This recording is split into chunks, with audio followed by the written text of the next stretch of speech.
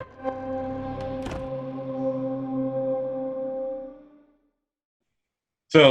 is someone going to introduce this episode? What are we doing here? Yeah, we're calling this episode 2, right? Are we recording now? It says so. It says I'm recording on various platforms. It says I'm recording in OBS. It says I'm recording on this thing that I just paid for. .us. Actually, it says recording in the top left-hand corner. So yes, that's correct. Still have a sideways Shacknews logo. Sorry about that. The show is 9 to 5 Elon. This is our third episode, kind of. But we call it episode. I thought it was episode 2. Yes. But it's our third episode. Yes. It's episode 2. That's not confusing at all.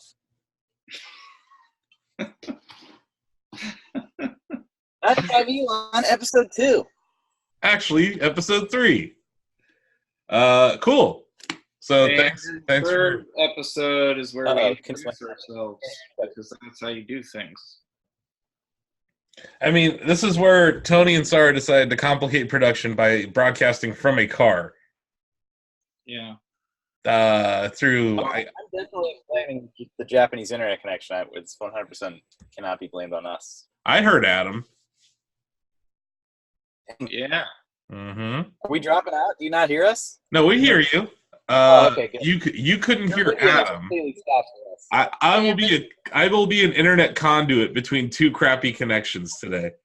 This has happened before many times. My connection is good. It's just far away. Yeah, I'm sure there's a series of firewalls between us and Adam that makes his image quality not the best, but not terrible. And yeah, we're gonna get. He needs a better mic. So when I come to Japan in a couple weeks, I'm just gonna bring like one of these things. Oh, thanks, man. So he'll be able to. We will have better audio from Japan because he does sound like a robot at times, but that's just internet. The other way around that is that we have Adam record locally. He could record his voice locally. And then I could. It becomes even more of a process, but that's what we've been doing on our other podcasts because the internet, you know.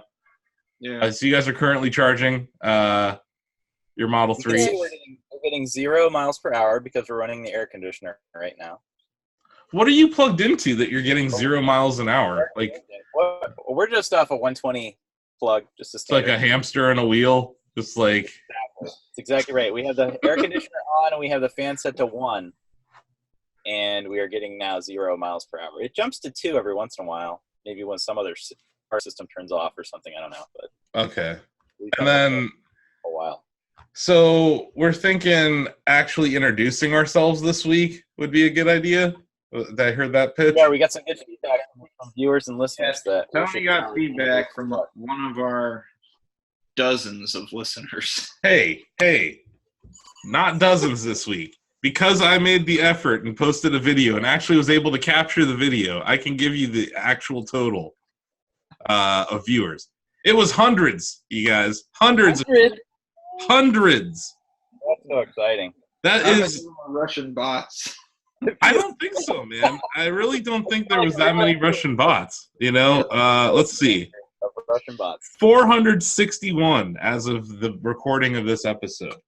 We don't deserve that. To go from 1 in our pilot episode to 461, we are actually growing faster than Tesla right now. That's the power of the internet. That is the power of the internet. So yeah, let's introduce ourselves. I'm Asif Khan, CEO, editor-in-chief of Shacknews.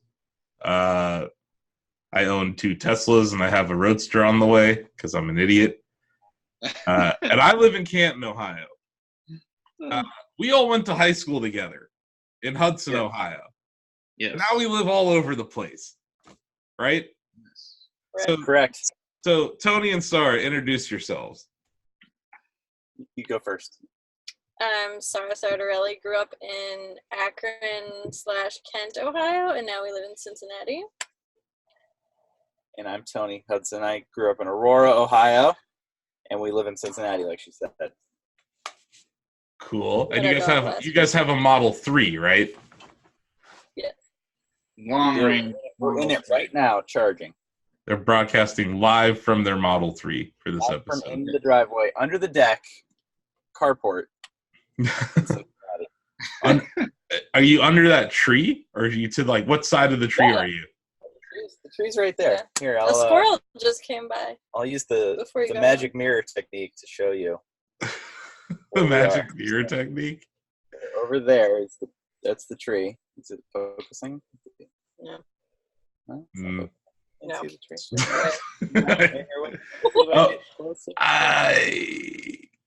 See the tree. Over there, you can see we're under the It's very deck. reflective. It's very reflective. Can't see a thing. I can't see a damn thing. We believe you though. There's a tree there. We'll have to do a real mirror next week. Okay. Stay tuned No, we next probably week won't for broadcast real from the car. mirrors. We're only broadcasting from the car because we have house guests right now. So Oh, okay. So you- it's pretty small. This is the only place we can escape to. Now people And no know dogs we really do have the car. It's not pretend. Yeah, it's like Adam was saying on our pilot episode that we needed to wear hats for street cred. So I have my Tesla hat this week, and Adam has his boring company. hat. Yeah, I don't have a Tesla, so I have to have the hat. yeah, exactly. But you were an early adopter of the hat. Yes. That's all that really matters. Adam, I grew up in Canton, Ohio, very close to Asif. Mhm. And I also lived in Denver, and now I live in Japan. I've been a fan of Tesla since before the Roadster came out.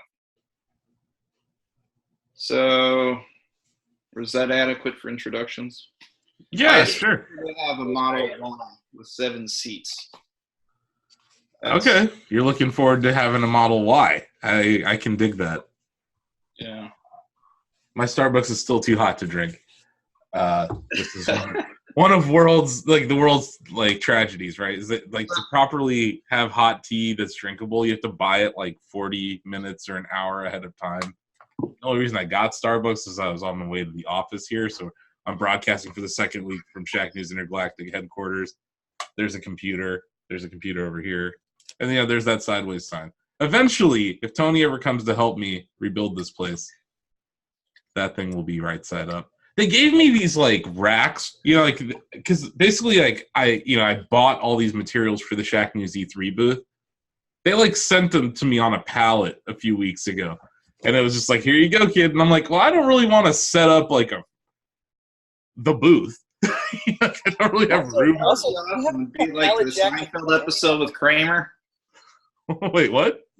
You don't remember that episode where he gets the Merv Griffin set? Oh, sure. I do remember the Merv Griffin episode of Seinfeld. But this isn't even the part of the booth that we were broadcasting our live stream from. This is more like there was this little area that we would keep our stuff in with a door that you could lock. So these were the walls of that. It was like it was like a cube, basically. And it had "Do It for Shacknews" written on it, and I like the black. I like the black background logo more than the white, but they gave us both. But anything looks better than this wall where they were just ripping stuff out of it as they left. I like the sideways Shack logo right now. I think it looks good in the background. It'll work. I mean, that might be a episode 3 thing or 4. We should have gotten you a reusable mug for your Starbucks, though. I feel like you shouldn't be flashing that paper cup from Starbucks off if you should be saving the I mean, it's made with 10% post-consumer recycled fiber. You get a discount if you got a reusable cup, okay? So True. I don't know what to tell you. I don't go there that often. I don't go to Starbucks very often. I make tea at home, but I'm not here. I'm not at home. I don't have the ability to heat water here yet. I'm not trying to shame you. I'm just saying that the more sustainable option than bringing a freaking plastic cup to Starbucks and driving there is to just make tea at your own damn house or at work. That's all I'm saying. So this is really a stopgap.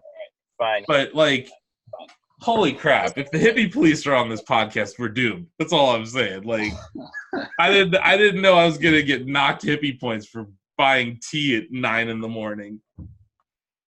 Just saying. Should have known better. Hashtag just say it. I thought you chose us because we're gonna.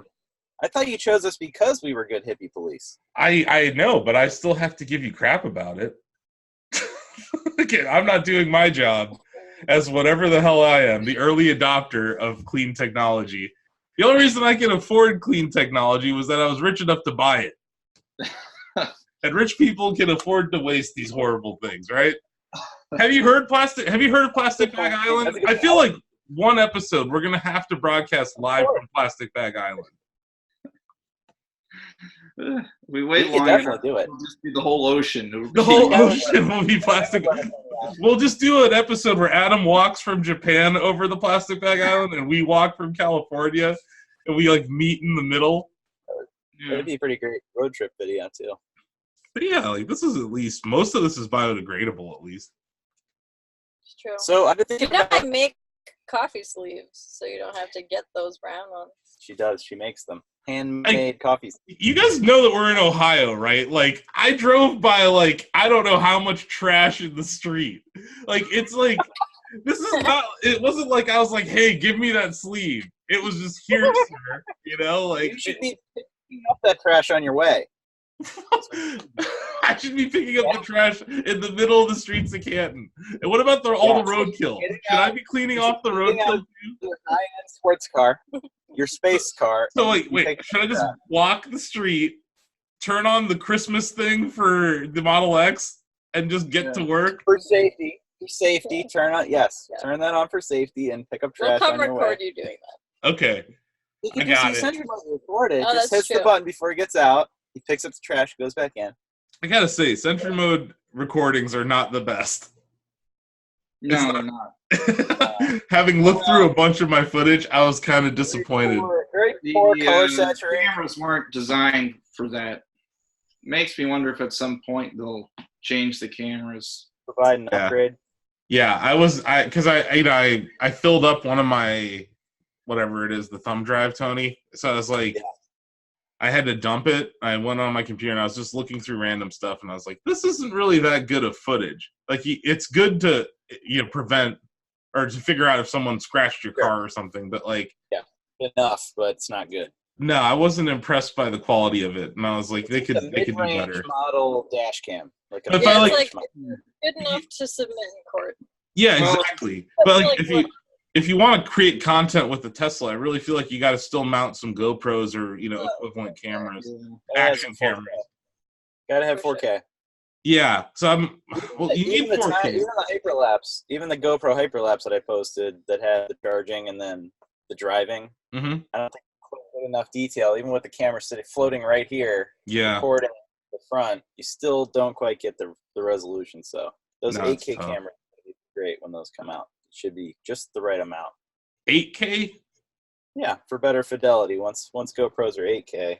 Is GoPro making an 8K? Have they said that, or is this just? Well, I mean, things are naturally progressing. I think the next set of cameras will try to double. Yeah, they probably will be. Yeah, Like There's a lot of 8K TVs for sale here. yeah. But what do you record? Yeah, I mean, you can only record the content with super high-end cameras, though. I'm saying Mhm. once it gets small enough, then Yeah. that'll be perfect. Maybe they'll put 8K in the Model Y. Can we talk about how terrible bottled water is now? Yeah, because this is bottled by Nestle, and the CEO of Nestle said that water is not a right. Oh yeah, I like that.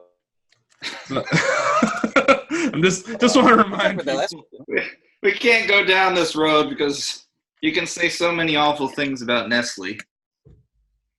I just wanted to let everyone know that the CEO of Nestle says water is not a right. Anyway, yeah, so we actually have a format for this episode, right? Yeah. So not only did we introduce ourselves, but we're upping our game by introducing a format. That's amazing. Yeah, so we'll keep going with this unless our viewers complain. Mm-hmm. So we're going to have an opening, which that's what that was. That was the opening. It went a little too long. It's all right. General Elon news and tweets, then Tesla news and Tesla-related tweets. Mm-hmm. Then maybe talk about Tesla stock or financials. Mm-hmm. And then general open discussion about your own experiences with your cars. Okay. Or other random things. So, does that sound good? Yeah, I think that makes sense. So yeah, general Elon news. Yeah, which I think we could just basically call Elon's tweets, because this guy is he's like a PR nightmare. If you work for him in PR, you're like, I thought he'd gotten really a lot better in the last month, but no, I just mean in general. Like, he replies to users so much about questions where he reveals stuff before a press, like a PR firm would do that. You know, Yeah. like a PR firm would probably send out a press release and announce something. Elon just says coming when someone asks him about Spotify Premium in the US. You know what I mean? So, like, because of that nature of how he behaves with fans, how he interacts with people on Twitter, I feel like that becomes a challenge when you're. I also think he changes company policy just through tweets. Yes, a lot. And that must be, if you're working with him, that must be frustrating. You're like, oh, I guess we're doing this now. Yeah, and I just found out about it on Twitter with everyone else. So a theme of this show, at least from my standpoint, is going to be that Elon tweets too much. I think he tweets far too much. But I like how transparent he is. I'm not complaining about his transparency. I just think for a man as busy as he is, he tweets too much. Well, yeah. But the only reason I joined Twitter was to follow you and him. I hear you. And, like, those are probably your two best follows on Twitter, honestly. Yeah, I just, like I said, there's like this give and take to it. Like, where I from a consumer standpoint, I love his transparency. I love how open he is with users and how dedicated he is to improving platforms. But I do think that as a shareholder, for instance, it has created problems in the past for us where he's too open about things, you know? And yes, I agree. Since he got his Twitter sitter, he's probably a little bit better. Yeah. But yeah, that was Twitter sitter. But yeah, I just kind of wanted to preface our Elon tweets section with that, because I just think there's going to be a lot of tweets in the future where we're just kind of like, Yeah. So the first one, yeah, I just kind of mentioned it. I'm gonna do this thing. Let's see if this works. I'm kind of terrified. Share screen. Elon Musk confirms Spotify Premium is coming to Tesla in the United States. This was one of our articles that went up yesterday. And yeah, it was kind of in the morning on the 15th, Elon replied to someone, Twitter user in Elon We Trust _ if you guys want to follow him. He just let him know that Spotify Premium support is coming to Teslas. And yes, the internet was super jazzed about that. Yeah, I asked if that is soon in the upcoming version. Are you guys and he didn't reply, sadly. But I kind of wonder when. Mm-hmm. For people that don't know, they do have Spotify in Europe. Are you guys? I am not a Spotify user. No. No, I'm not. I don't care about this. I just want more music options. Better. Well, hopefully, like better music options. Really have other options too, like Apple Music and stuff for people. Mm-hmm. Yeah, that's what I've been kind of banging the drum for, is better integration with iOS, better integration with Android. So if this leads to that, I'm all for it. And if there's it just seems like the more apps that he confirms for the car, the more that the OS is going to have to change. Like, there needs to be a proper launcher or something, a better way to navigate. So every time he says something like this, like YouTube's coming, Netflix is coming, it makes me think V10 is going to be a very big UI change, not just a feature change. But we'll see. And yeah, he doesn't say when; he just says it's coming, which, once again, not ideal for what a PR firm would probably want to say, right? I don't really care about the ideal for a PR firm. Oh, I know. Think I think that one of his greatest weaknesses is probably his no filter when he tweets. So it's good that he's got the babysitter now. But I also think that the fact that he individually responds is a huge selling point to me. It's it reminds me. A great example is 3 weeks ago, the guy that noticed the bug. He had his cat in the car, and he noticed a bug with changing the temperature. The car was up to 8 degrees with his cat in there, even though he had dog mode on. And Elon directly responded maybe an hour after the guy tweeted, we're working on a fix for this. Sorry about the bug. Show me some other car exec that does that. There isn't one. Sorry, I killed your cat. Anyway. If you let other executives tweet stuff, they tweet stuff like "No one deserves water." Yeah, Volkswagen says diesel. We're going diesel. It's clean. No, this time it's clean. We're not going to kill anybody this time. We promise. What? It's absolutely clean. Yeah. So some other I think I'll just share my screen again and show you just some of his tweets from this week because there's a lot. This one stood out to me. No, but seriously, don't do it. Do not drink alcohol with medication. Me, and it's stone cold, just pounding beers. That one jumped out to me, folks, as a red flag, maybe. And then what my Hot Pocket sees through the window of the microwave at 2:32 in the morning. Both of those, they're both fantastic. These are I really the Hot Pocket one because of the Jim Gaffigan. Yeah, that was solid. And then he started tweeting about the sun. He also tweeted out corporate surrealism trademark. So that I thought was interesting. And then August 15th. How can you not love that? Yeah, August 15th, he said nuke Mars and then announced a t-shirt. And it said, "Trust me, it'll be fire," with 2 fire emojis. And then do you really think this is because he was talking about a hot date. Yes, fancy a hot date, fourth from our star. Yeah, see? And then there it is. Within a day, there's the shirt. I do want it. I want both of these shirts. But yeah, he seems to be very into you don't want it? You don't want to nuke Mars? Those aren't good. I'll shirts. design you another one. Those aren't good. And then here's my favorite of the week. Hashtags are an abomination.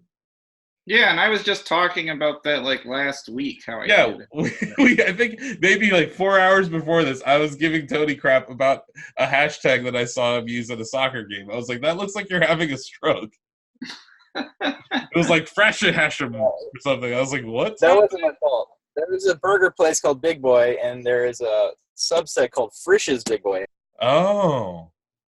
Frisch's fan. Was the hashtag. I didn't come up with it. I was merely using it to try and get on the Jumbotron, which I didn't, and then deleted the tweet. So that's what you get, Frisch's, for not putting me on the Jumbotron. And it supports the fact that hashtags are an abomination. He did say perhaps that was too edgy. Some of them are because it's funny though because he doesn't need to have hashtags, does he? And then he did point out that the sun is an immense. Exactly. That's exactly right. He's saying that from a point of privilege. He doesn't need hashtags because everyone follows him. But it is stupid that Twitter requires hashtags for their search. It's kind of absurd. They don't require hashtag for search. Then what's the point? Facebook implemented navigation with hashtags, so Twitter followed suit. It doesn't require. Honestly, Instagram is the one that uses hashtags the most for now. Yeah, all platforms follow suit.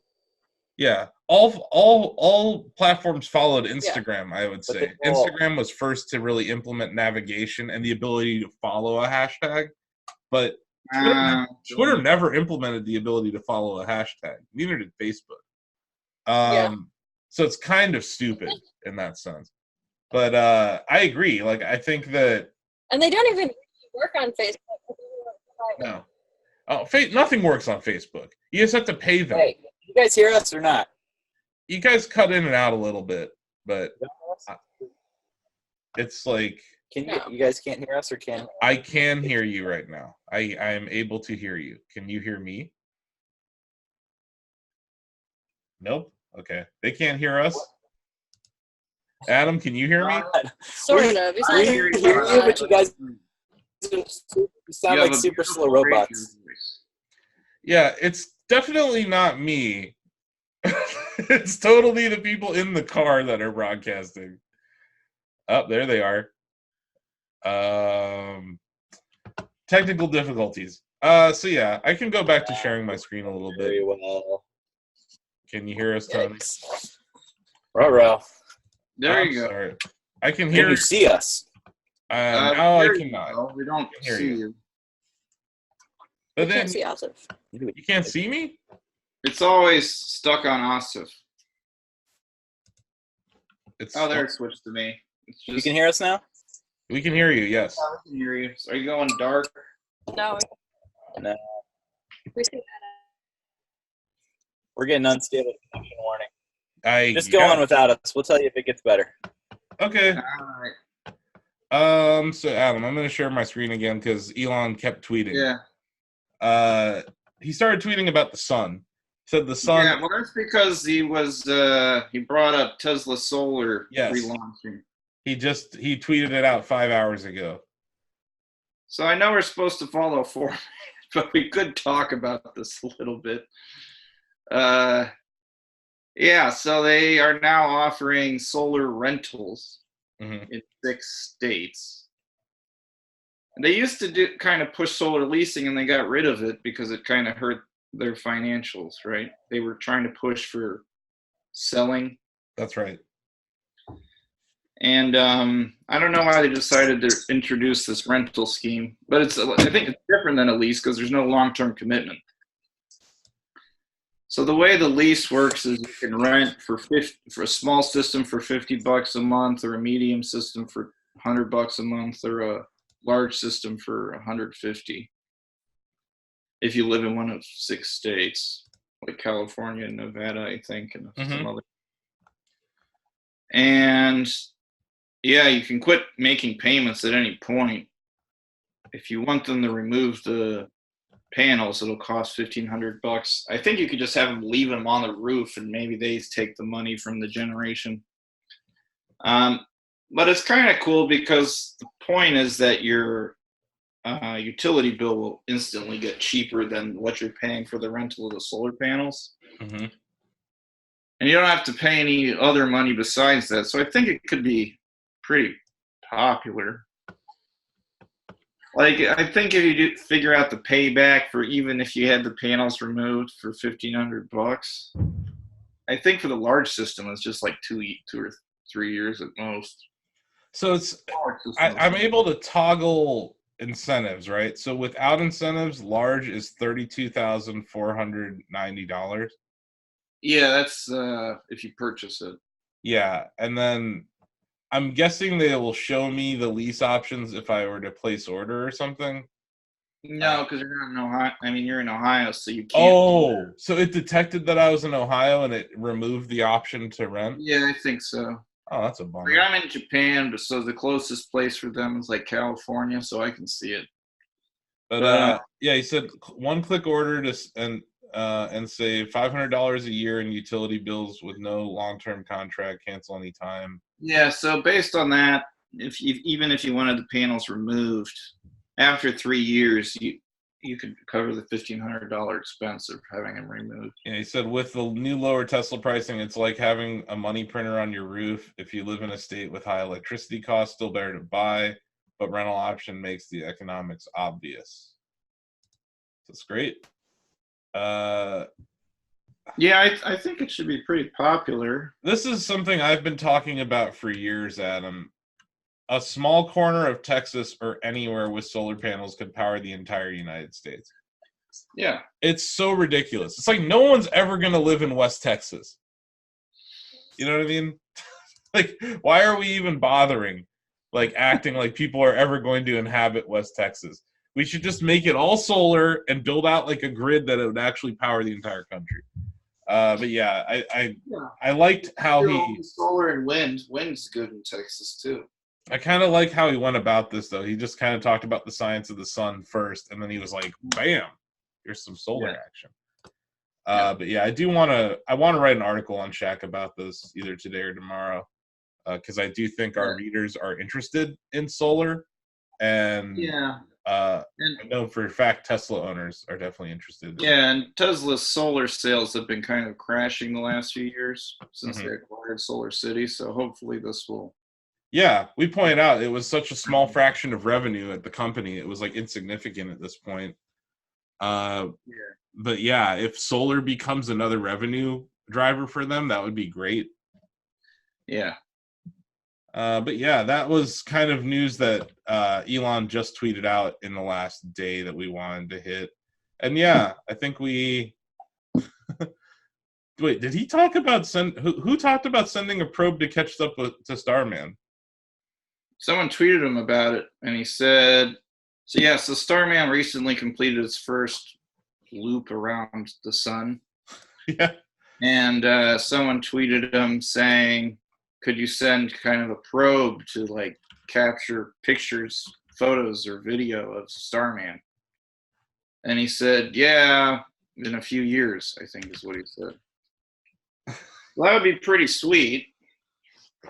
Be interesting to see what Starman looks like at that point, if it's like totally destroyed or if it looks the same.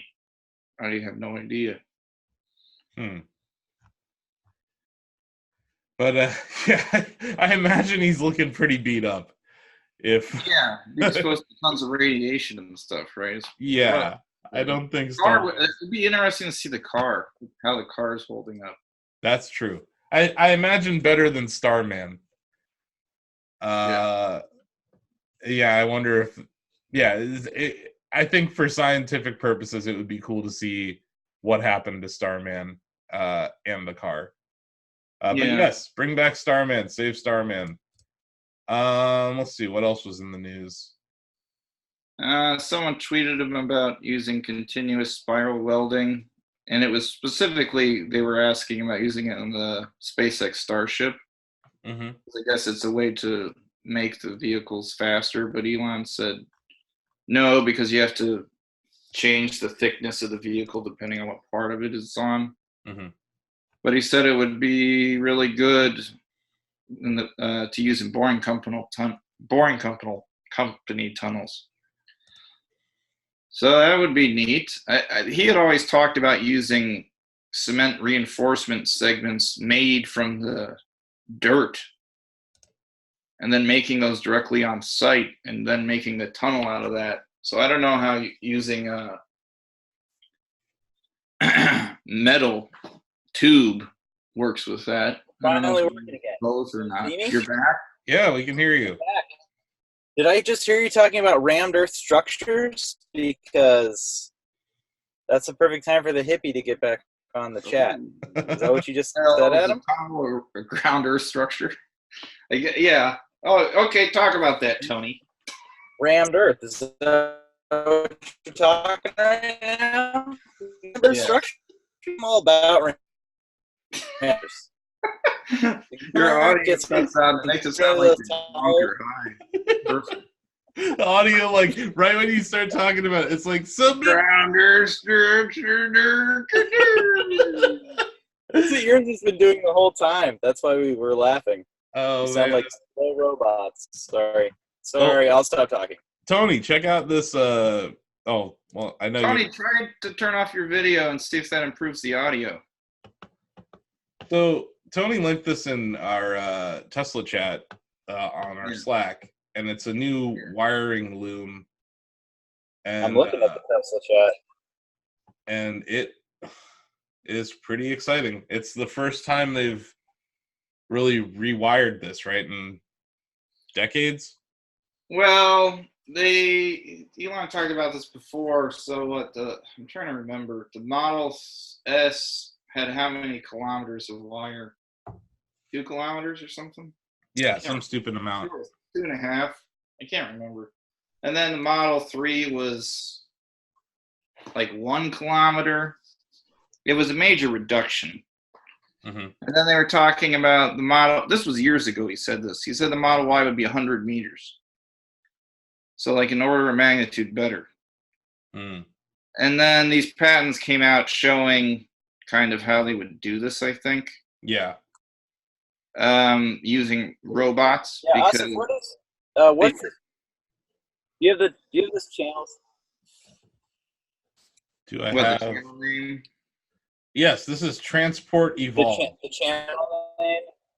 Yeah, they're really excellent. Yeah, be sure to They do great either stuff. give them a follow or a sub. But yeah, they broke down the new wiring system that is likely to go in the Model Y and why it's I hope it'll make it in there. And now that they're talking about 70% of the parts being the same between the 3 and the Y, I worry that some of these cool features will be gone. Mm-hmm. But he said he thought the cost of the Y and the 3 would be the same, despite it being a bigger car. So I think they're keeping it because this is one way to reduce the cost, right? But they experimented with using robots to putting in the wiring harness in the 3, but robots suck at handling flexible wires. Sure. Right. So the one in the Y is like semi-rigid, so it's easier for the robots to handle. Mm. So it sounds like a kind of a big breakthrough in manufacturing. Tony mentioned how it was done on airliners and like planes, and how that became a big deal for manufacturing of planes. For sure, for saving on weight, right? You're saving a ton of oil when you're taking a couple thousand pounds of cabling. You're actually combining it for the infotainment systems. So similar to what they're doing, where you've got the idea of Ethernet with switches, so it's a single line and data is communicated two directions. Well, I remember the 787 was delayed a long ass time because of the infotainment wiring. Yeah, and I know this because I was at a security conference like 11 years ago, and they were talking about we could save even more if we combine the avionics with the infotainment systems. And all the security people were like, are you for real? That's a horrible idea, because you're going to introduce all the vulnerabilities to the infotainment system that people are then sitting in front of with access to with the avionics in the plane. Like, how about we keep at least those systems completely air-gapped? That doesn't make sense. Like on a Tesla, right? The infotainment's totally separate. Yeah. Exactly. Those the idea of a fused relay is important because there are systems you want to keep separate. So just super interesting stuff. Yeah. So that was a little news nugget that we saw earlier in the week and wanted to highlight. And yeah, check out their channel. I think it was Transport Evolve. They're doing some cool stuff over there. Oh yeah, this is more space related. I don't know if you guys saw this. I put it in the Tesla chat earlier this week. Our galaxy's black hole spewed a super bright light and scientists don't know why. Did you see this? I did not. Sagittarius A, the supermassive black hole at the center of our galaxy, has emitted a large burst of infrared radiation brighter than anything ever produced by that black hole. So I thought it was worth mentioning. It's kind of crazy. I don't know much about this. Is that Hawkins radiation? Maybe. I'm guessing. Here's a time lapse of the images over 2.5 hours from May at Keck Observatory. The supermassive black hole Sagittarius A. The black hole is always variable, but this was the brightest we've seen in the infrared so far. It's probably even brighter before we started observing that night. So it's like the brightest radiation flare like ever recorded out of that black hole. I thought that was kind of neat. It's interesting to think what's going on in there. Yeah, but that was just like kind of space related, not necessarily SpaceX related, where I was like, there's a ton of ads on that website. I don't know. I don't want you to have my notifications enabled. CNET. There were some other news that came out on Twitter for Tesla. Yeah. Elon, someone tweeted at Elon about service loaners being gone. Like they give you a loaner vehicle, and he made a big deal a few years ago about everyone getting a Model S P100D or Model X P100D service vehicle. And then recently they've been pushing more for a while it was Lyft, and now it seems more like it's Uber. And I guess someone asked for a loaner, and they said no, but you can have $100 a day in Uber credit. So somehow there was an article written about this, and then Elon said it's not true that they're getting rid of service vehicles. I mean, loaner vehicles. Mm-hmm. So I'm kind of interested to see what happens with that. I wonder. I don't think it is true. I mean, I think they were doing it, pushing Uber or Lyft to save money. Mm-hmm. But at least with my dad in northern Michigan, there is no Uber or Lyft, and they always provide a service vehicle. I mean, a loaner vehicle. Yeah. So he doesn't always get a Tesla. Last time he got a Cadillac. Mm-hmm. But, yeah, I don't know. I wonder if they'll just give the person an option of which they would prefer. That's super gross. Yeah, I know. I mean, and granted, I haven't done service in, I don't know, months. But when I do, I'm offered the option to check a box for a loaner vehicle. Yeah. So it's still an option. Now, the whole not giving you a Tesla as a loaner vehicle, that's new to me. I've always had a Tesla whenever I did a loaner. I think it depends on availability. And if That's it's like at the end of a quarter, they're selling all those the loaners. That's the problem, is that their supply is limited, I think, where they are actively just selling the cars that are being used. And I think a lot of the time, it used to be Tesla owned the loaner fleet, and then it seemed like people were getting them through a rental company, Hertz or something. Sure. So maybe it's just dependent on what the rental company has available. But I kind of wonder what they're going to do with that. I know they're pushing mobile service where you wouldn't need a loaner vehicle anyway. So maybe their hope is that they can push it to such a high percentage that's done with the mobile service that they can offer loaner vehicles again. Yeah. But that's what I've noticed, is that most of the time in Ohio, when I've been requesting service, they just come straight to my house. So I don't have to get a loaner. But then again, I have another car, so I'm usually okay. Yeah. And they keep making improvements to quality, so the cars will require less and less service over time, hopefully. So maybe this was one of the, you remember when they were ramping Model 3, we talked about it a lot, and I was like, I'm pretty concerned about the service centers scaling. And yeah, it's a big problem. So this is kind of a symptom of that there's not enough loaner vehicles for the fleet anymore, and that's just going to happen. So at least they're offering something. I don't really like Uber as an option. I think that's kind of lame. But yeah, that whole $100 credit on Uber has never been posed to me. So I'm not. They've never asked me. Like, I live in a city. If I had a Tesla and they offered me Uber, it wouldn't be bad. No, that'd be fine for you. Like, parking and stuff's expensive here. But like Uber, nice. Have to look for parking spots. I can tell you, Uber here is not reliable.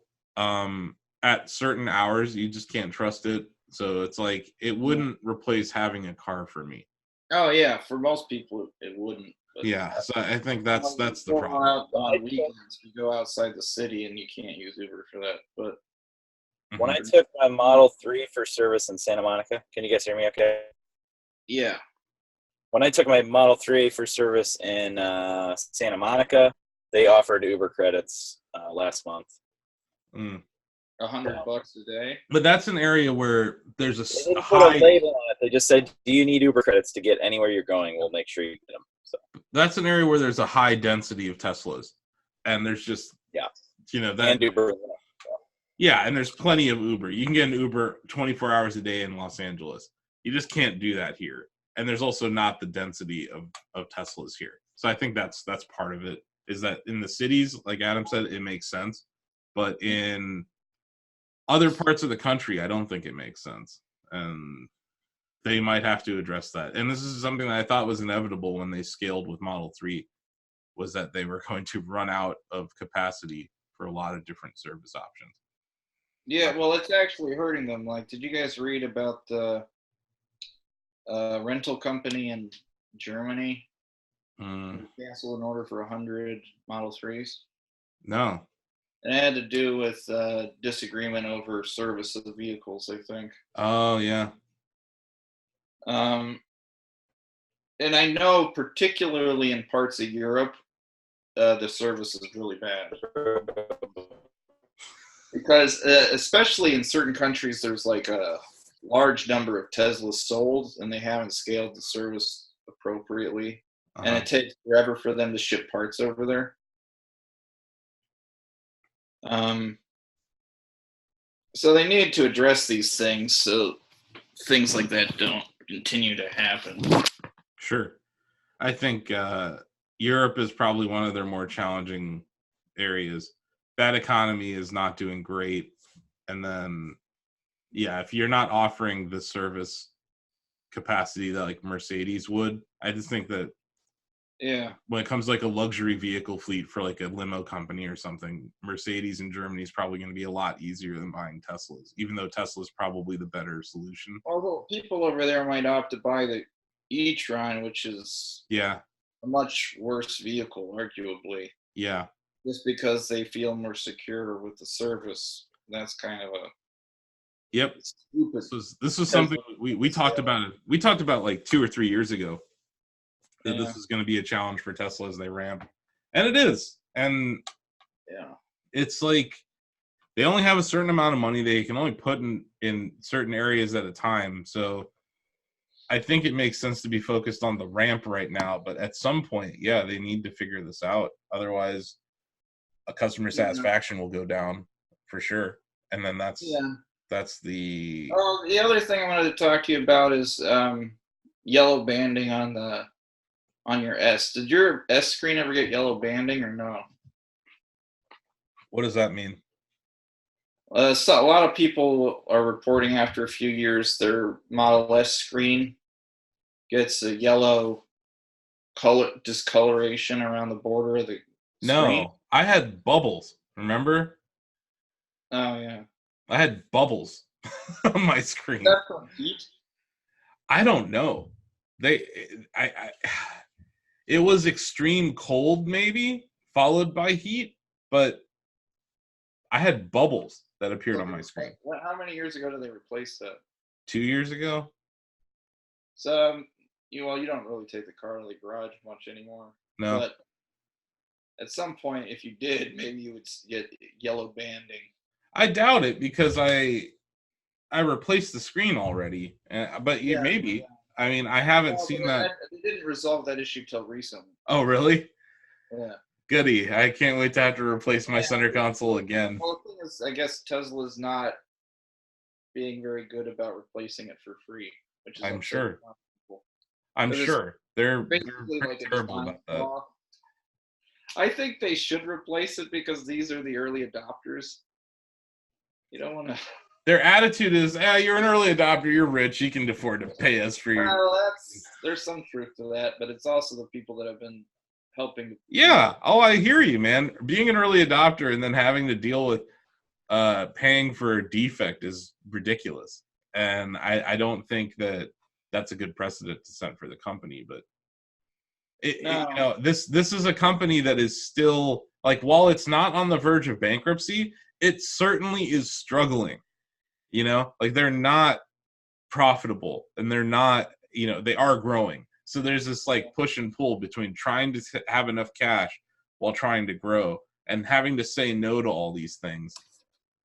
But yeah, like it's like the Model S and the X, and I'm not saying that Elon doesn't care about them at all, but it really feels like the Mac at Apple, where like Apple really just focuses on iPhone. And Model 3 is the iPhone, and like S and X are like max. You know, so it's like, yes, we still get our upgrades and they still care about us a little, but yeah, it's really a Model 3 company now.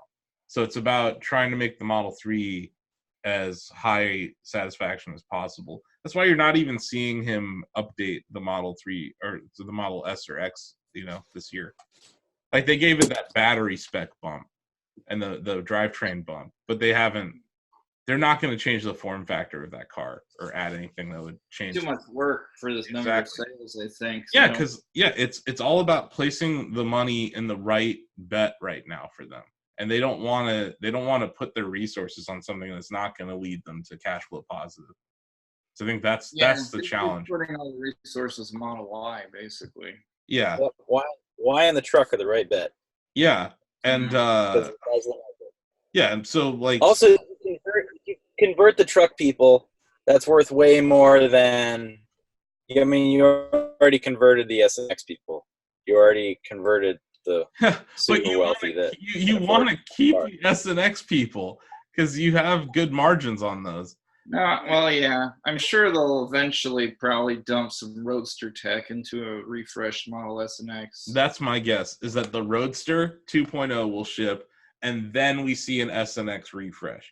So we're talking like 2021, 2022 before you really see a vastly different S and X experience. You're still going to get spec bumps, but that's about it. They might even put some of the tech. They might even release the S and the X before the Roadster, like just to test out the batteries and stuff.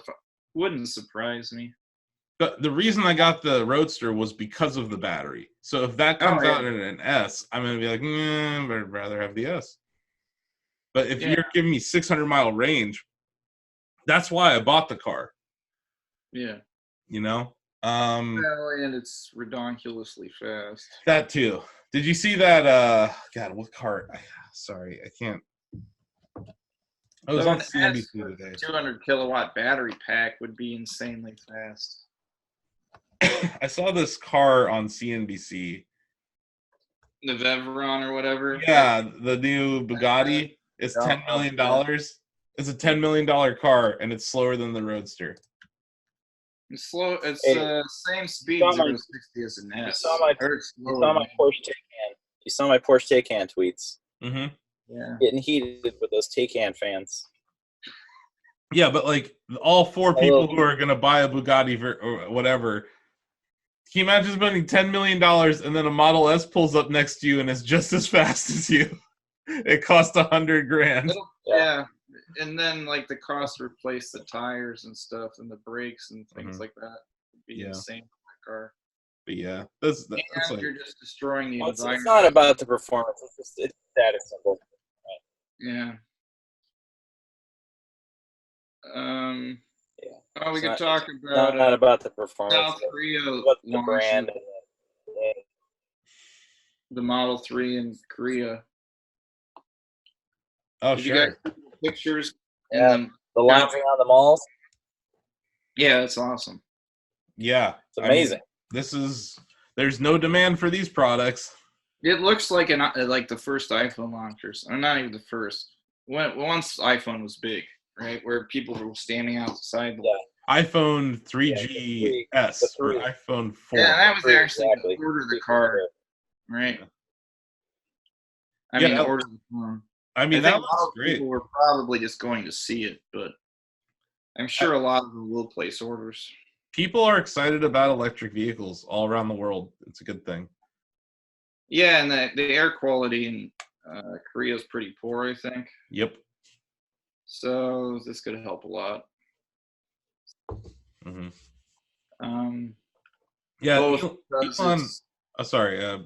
Both because it's an EV and the air filters are really great in the car. Mm-hmm. I think Elon needs to do like an Asian goodwill tour, like with translators or something. Like there needs to be an event where he like showcases electric vehicles to the Asian countries. He's going to be in China for some kind of event. Yeah, an AI thing or something, and Boring Company China. Mm-hmm. Okay. I think his mystique is probably more powerful though than them actually hearing his words. I don't think Japanese people know who Elon Musk is. Yeah, most of them don't. And Most like of them. that needs to change. You know, like they know who Steve Wozniak is. Like they need to know who Elon Musk is. That's all I'm saying. I'm not saying like they need to spend money on some ad campaign. I'm just saying like I don't know what. Like there needs to be some kind of event where he's like, here is what our vision of Tesla in Japan is, or Tesla in Korea. Because I think that would go a long way to explaining to people, you know, what it is. Because even on the street today in Canton, I drive by someone, they don't necessarily know it's an electric vehicle. They know it's a Tesla. They don't know it's an electric vehicle yet. So I think... Yeah, I know. A lot of them don't know that. Or they don't understand. Number one question. Even when I take people for test drives, that's the number one question. Like, so it like you only plug it in? Mm-hmm. Like I don't ever need oil in it? Like, well, no, the motor, you got to change the oil every 12 years. Yeah. Yeah. No, like it's electric only. I think it's an education thing, and that they need, if you want to succeed in those countries, you need to explain to them why you're different. And I do think that you know, Adam mentioned, I think episode or two ago, that they have a Model 3 in Nagoya Station now. I think having those pop-up stores over there is going to be huge for that. But you do need someone there who's educated in explaining the car. Because unless the frunk is open and the trunk is open, people are going to think it's a gas-powered vehicle. Oh, yeah. Or they hear that's usually the wow moment for me. Like when someone doesn't believe me when I tell them it's an electric vehicle, they're like, yo, it's got an engine. I'm like, where? And I pop the hood and they're like, whoa. Yeah. So like, I do think that's that wow moment that is not conveyed properly when you just see one on the road or something, you know? So I just think that's part of it. Once you educate people about that, they're going to want it. And then it's about making it as affordable as possible in all these different territories. But yeah, I do think there's a huge market for it in Japan already at the current price. Because people spend money on cars. People who have cars in Japan, they spend money on their cars. So so I don't think that's going to be a barrier there. I think there's like a huge market there. And then like, do they have a supercharger network in Japan? Yeah, it's pretty good. There's in my city, there's one right downtown. They're building it up. So it's like such a small country that it's pretty easy to connect with superchargers. Yeah, well, you could already, even before the supercharger network was built, you could drive in a Model S from Nagoya to Tokyo without charging, which is, you know, a large portion of the country, really. Yeah.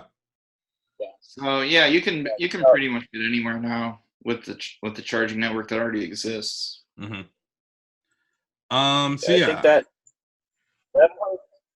when I pitch people, right, when I'm like taking people for test drives, so I did 3 test drives in the last 4 days, and 2 of them are like super serious about getting one immediately. So nice. That's pretty fun. But one of the major selling points when I'm explaining the car is like navigation and the fact that there's all you might be worried about, like I don't know if I can make it to here or there. The fact that it figures it all out for you.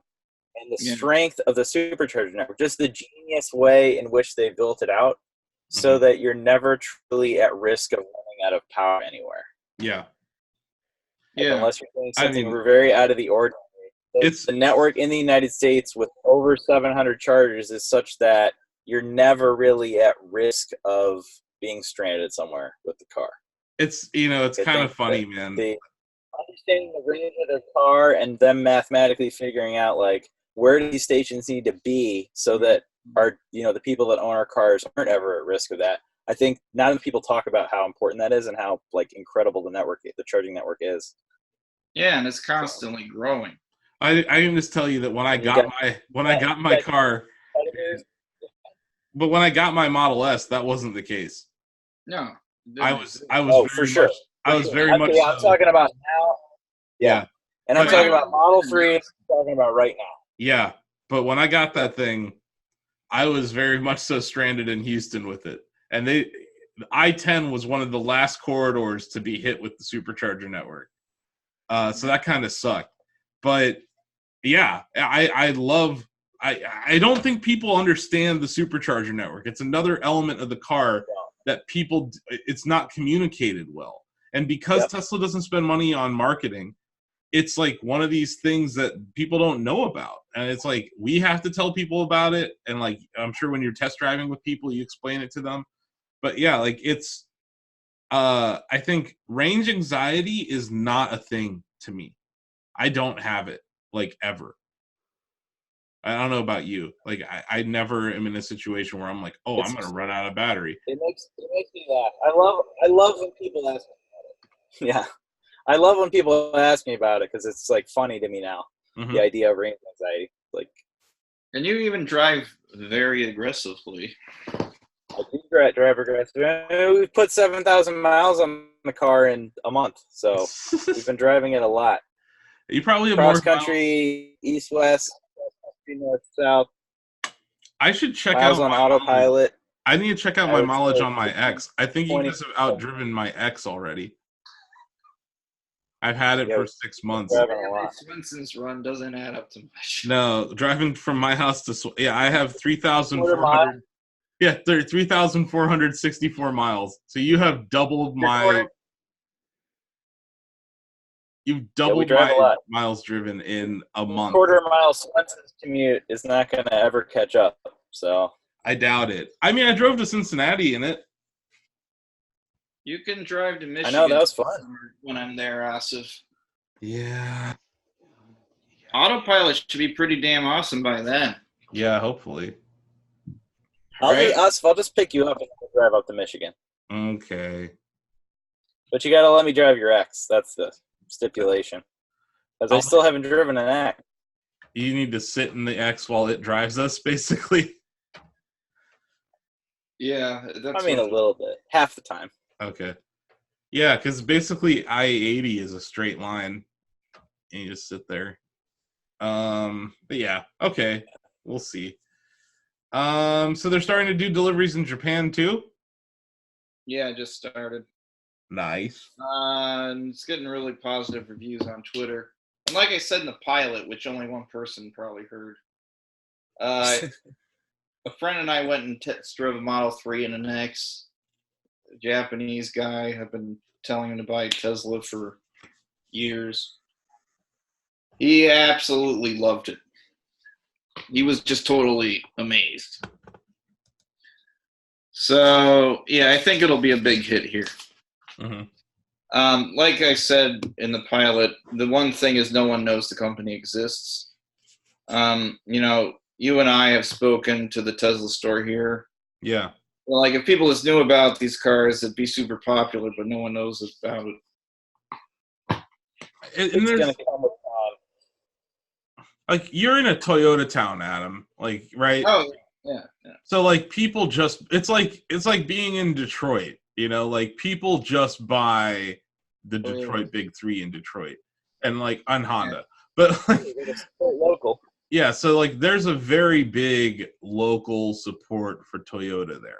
So it's like well, yeah. No, Toyota's huge here, but there's tons of exotic cars. Yeah. Oh no, for sure. Because like you're in any big city, you're gonna have like I remember we were walking in like a neighborhood around you, or maybe it was in Tokyo. We saw like a Hummer, like an actual 1.0 Hummer in Japan. Imported Oh yeah, that little parking in the garage. Where yeah, I can't even imagine the import fees. They were like it was like half in its garage, half in their driveway, because like it couldn't even fit in a parking spot in Japan. Yeah, but I see the Tesla store is right like across the street from the Lamborghini.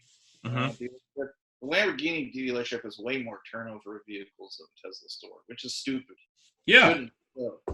So I think that's what I was talking about, you know, was like just getting, like you have to increase the knowledge base in Japan and in Asia. And I just don't think they're really focused on that right now because it's been such a grassroots thing. Like it's going to have to come from Japanese people and from Korean people. And I think they have high hopes for the Japanese market. They designed the Model 3 specifically to the width of the parking spaces. Yeah. Oh no, I think that it's just because they spend $0 on marketing. They need to show some kind of effort to make people understand what the product is, what it does, why it's better. They changed the paint to white, and I'm guessing part of that is in Japan over 50. Like I think around 50% or more of the cars sold here are white. Mm-hmm. So Elon originally was going to go with basic white to save the company money. Yeah. And then they changed. They're like, never mind. We're going to go with the same pearl. Isn't that what it's called? Sure. Whatever, premium white. Yep. So then I was like, well, why the hell are you changing the color then? Like, what was the point?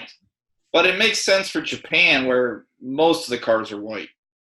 So if the people don't have to throw down extra money on paint, maybe they'll sell some more.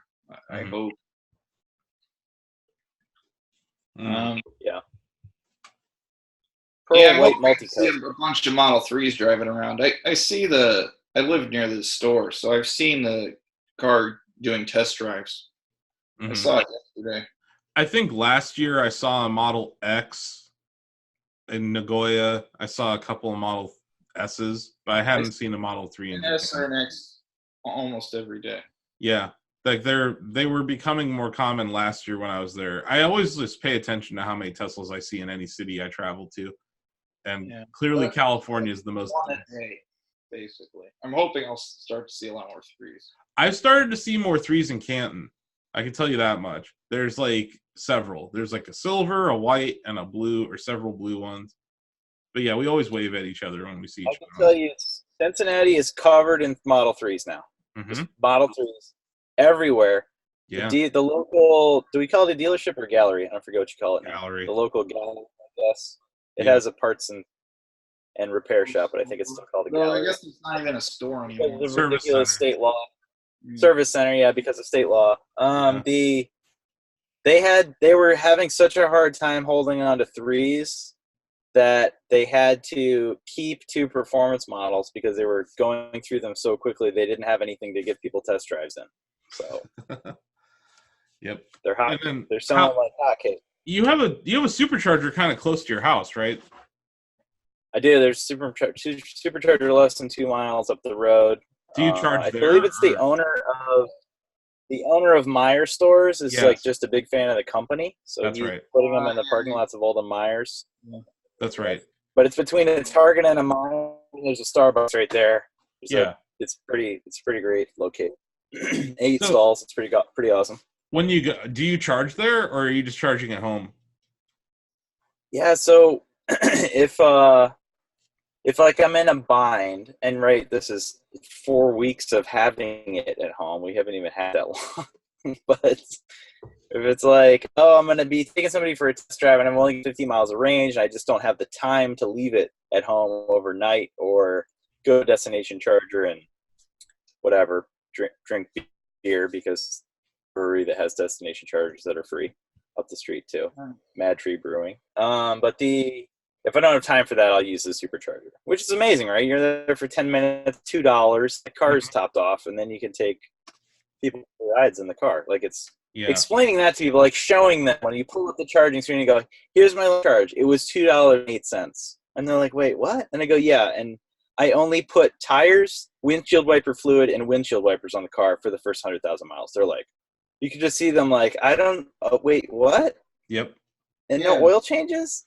And no regular service? And it's like, it's like, that's why I'm willing to now pay a car payment for this car, because it's insane. You do the the most math. Insane piece of crap ever. Yeah, you do the math.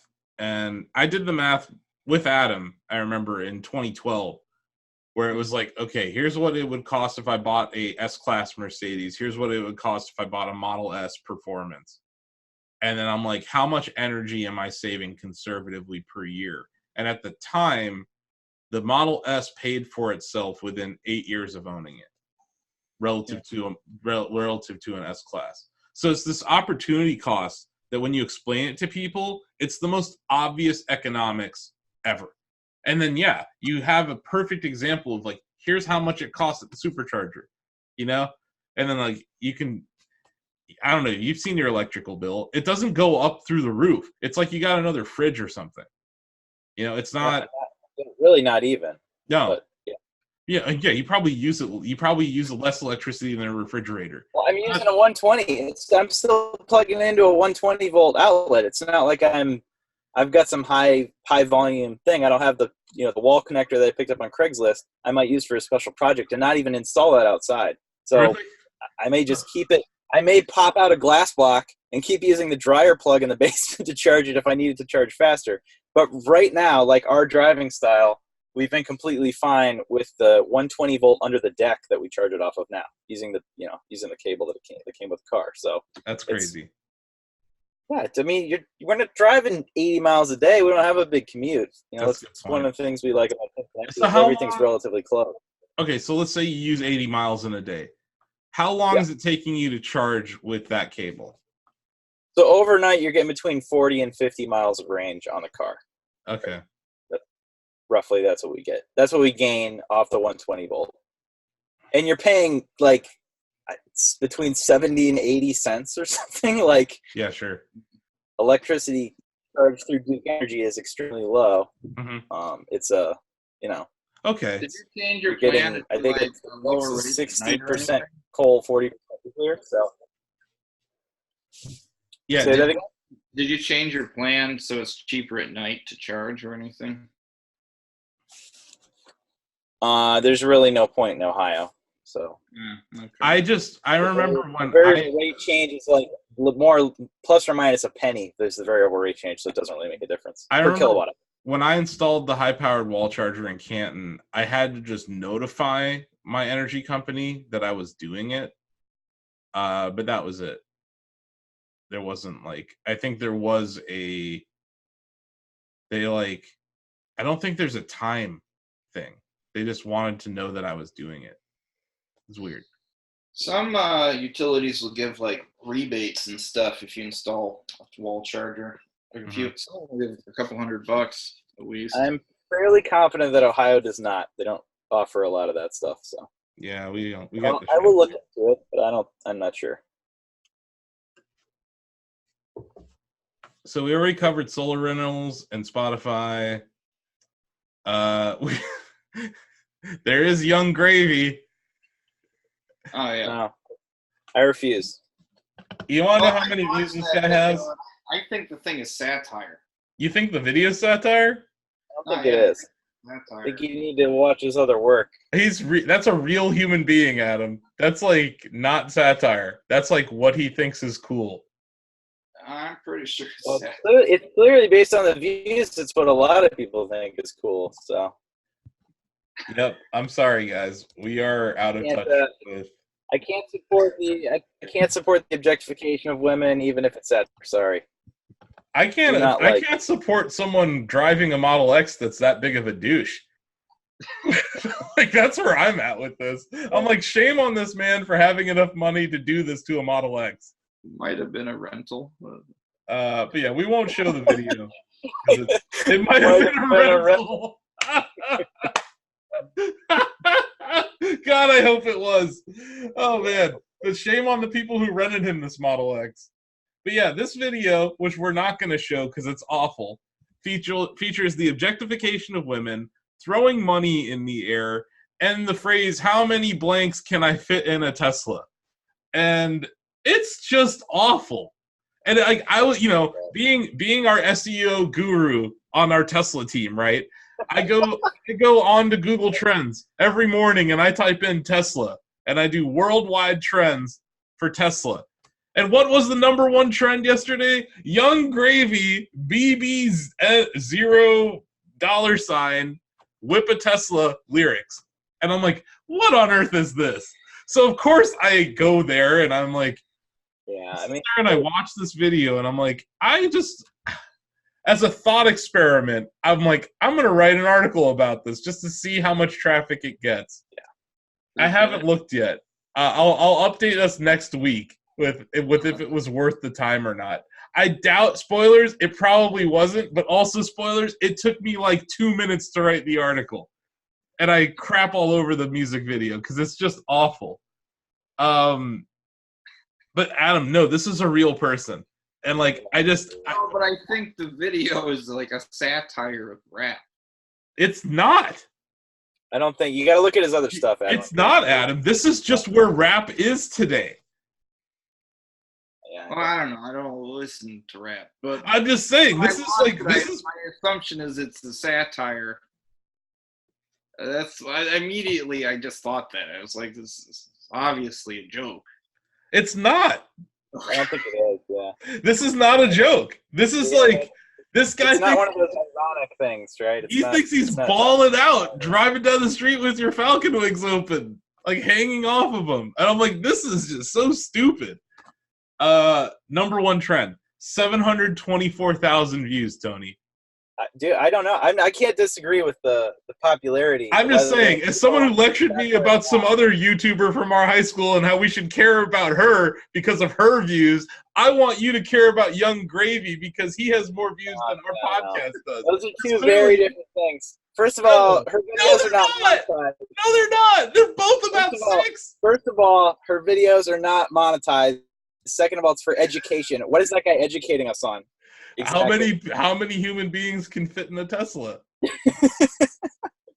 I mean, the hook line is okay. The Alexa line in the hook is okay. Okay, it's but right. Here's my question. He poses. These are street philosophers, and he poses a very good question. How many people could I fit in my Tesla? If that guy's a street philosopher, I must also be a street philosopher. You are. I'm just saying, like, Adam thinks this is satire. Adam thinks this is satire. It's so not. This is the current state of humanity. It's completely unironic, for sure. That guy thought he was being awesome when he made that. I don't know. I'm telling you. And it's not that I like it. I just saw it and I was horrified. I was like, this is how I know Teslas are popping off. You have rappers like singing about fitting people in Teslas, you know?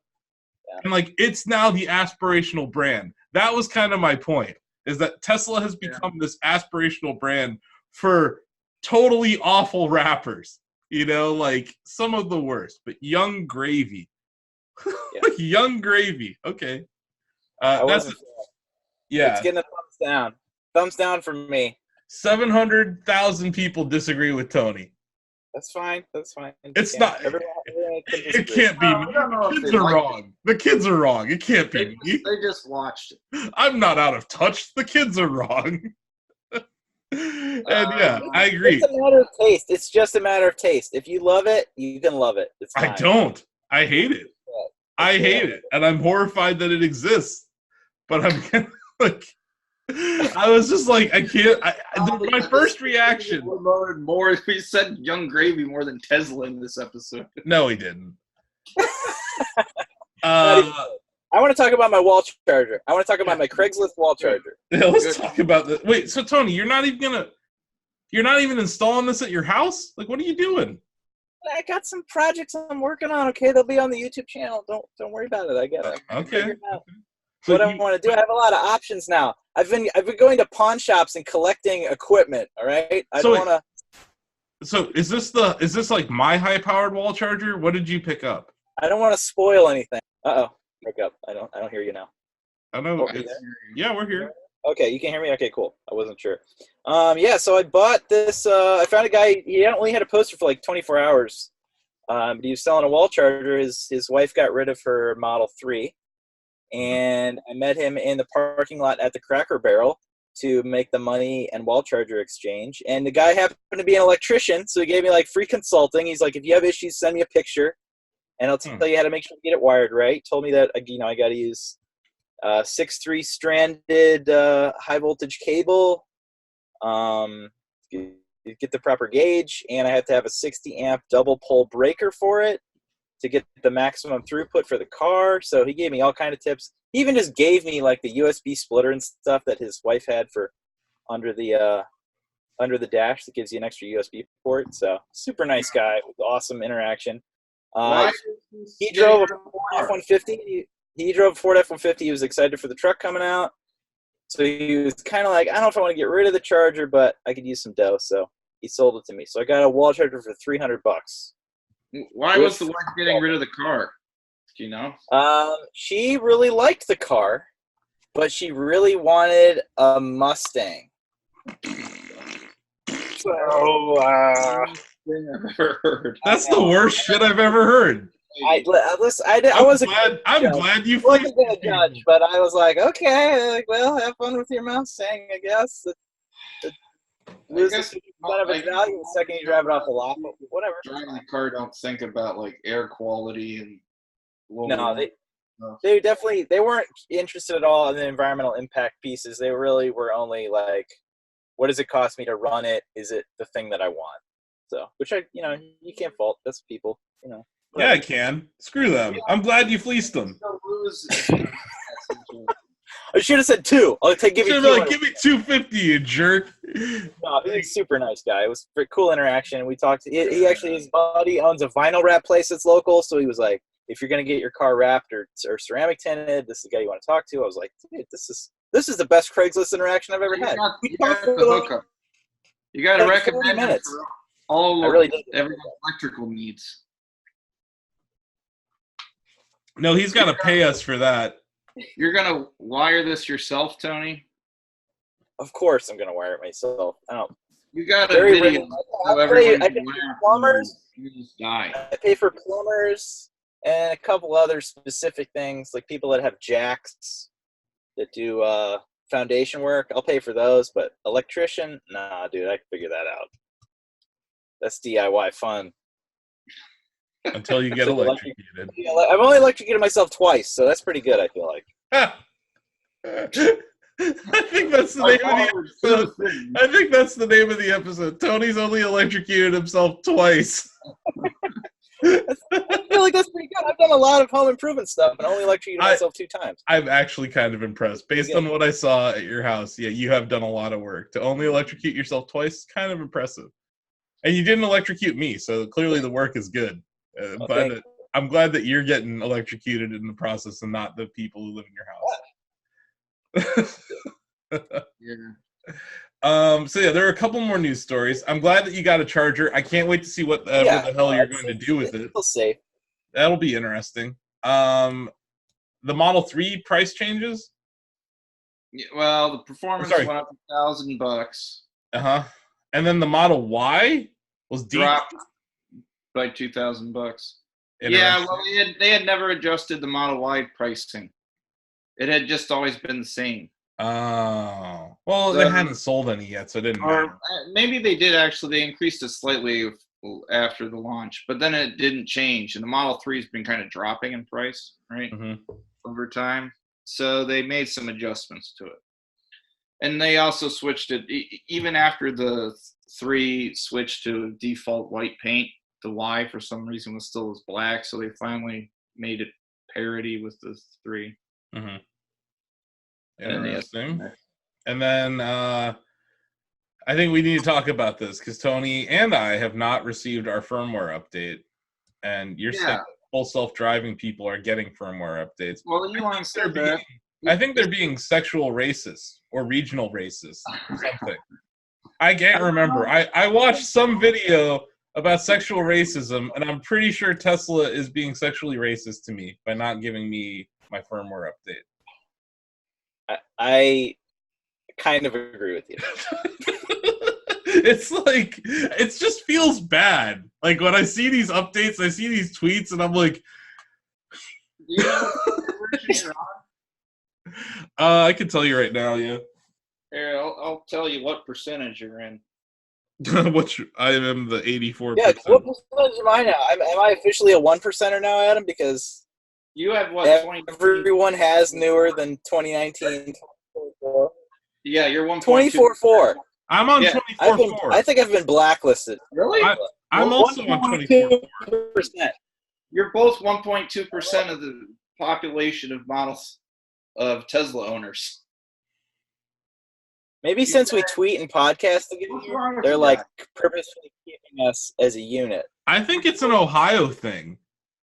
I think they're parity thing. Because one of you has an X, one of you has a 3. Asif paid for FSD. Yeah, I did. I also paid for black rims, Tesla. Yeah, did you ever get a refund? No, I need to call them. I'm gonna just try to get the rims installed, like while I'm in Japan or something. Oh my god. It's unbelievable they haven't like contacted you about that. That's what I mean, It's man. completely unacceptable. That's what I mean. They don't give a crap about Model X owners anymore. It's all about you guys. It's all about keeping Model 3 people happy. Like you said, you have That's so 20. absurd, Asif. Wait, Asif, you have 24.4 or 20.4.4? 24.4. Oh, 24.4. So you're a 39.8%er. Most I'm ahead of Tony. Most people have that. So I'm ahead of Tony. Yeah. Ha! Suck it, Tony. That's not cool. Tony has one that like. I want to point out real quickly, this is an important personality thing. This is very important. Asif never got the refund for specialized rims that he bought for his car. I get upset if I don't get like a $20 rebate in the mail fast enough. I We're also talking about like There's a percentage. $3,000 option or something you never even got. yes. I would go ape. I would lose my mind. Yeah. There's nothing that really is accomplished by yelling at people who had nothing to do with it. And also, like, it happened right as Elon laid off a ton of people at their, the stores and stuff. So, like, I think that's what happened, is it kind of got lost in the If shuffle. you ever took it in for service, they might notice that it doesn't. I do not. The other problem is when I have had it serviced, they've come to my garage. And I mentioned it to the guy there, and he's like, oh, you got to do something about that. And I'm like, okay.